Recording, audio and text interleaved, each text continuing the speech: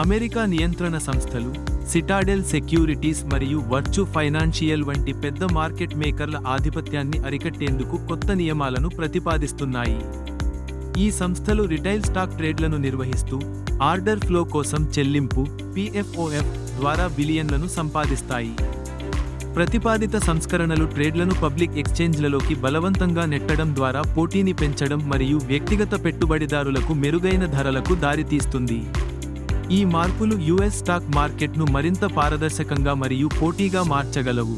అయితే కొన్ని విమర్శలు ట్రేడింగ్ ఖర్చులను పెంచడం మరియు అమలు వేగాన్ని తగ్గించడం ద్వారా రిటైల్ పెట్టుబడిదారులకు హాని కలిగించవచ్చని వాదిస్తున్నారు.